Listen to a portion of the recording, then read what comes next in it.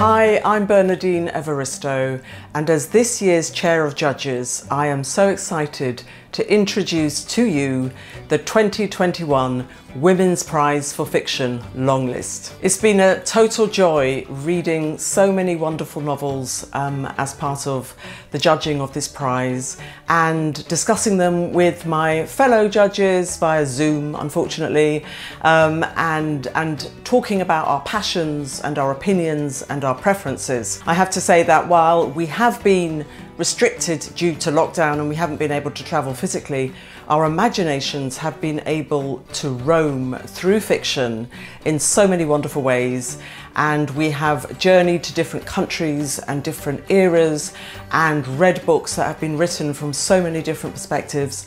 And from my reading, I would say that women's fiction is really thriving. So now my fellow judges and I are going to announce the 16 books that have been chosen for the longlist.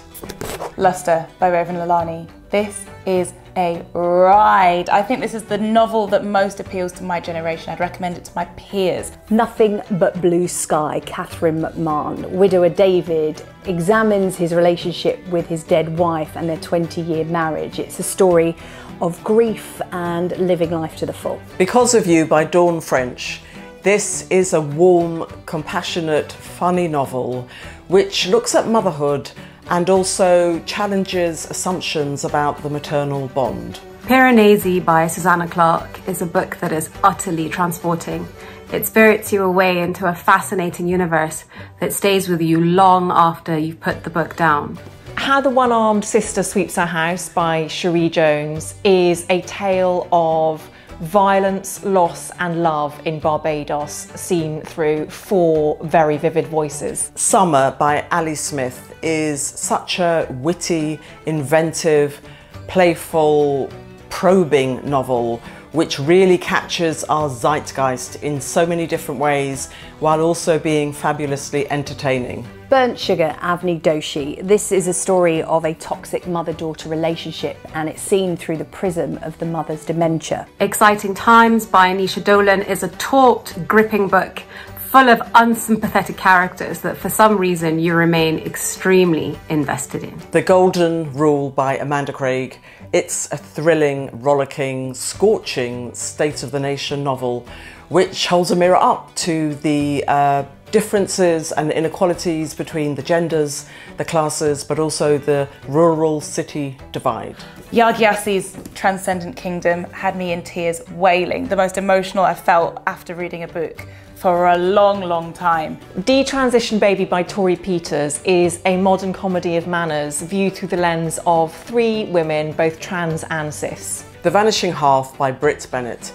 This is a beautifully written novel and psychologically very complex, and it looks into the consequences of racism and its effect on the human psyche and how it can determine people's lifestyle choices and relationships and shape their fate. No One Is Talking About This by Patricia Lockwood is a book that does its own thing. It takes risks while maintaining warmth, being very moving and profoundly insightful into human nature.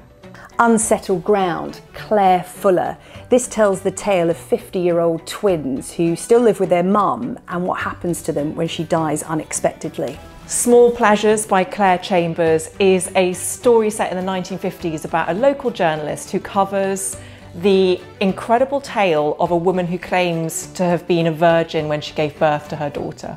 And Consent by Annabelle Lyons, which is so clever and so concise, yet just goes into the most profound issues in such depth.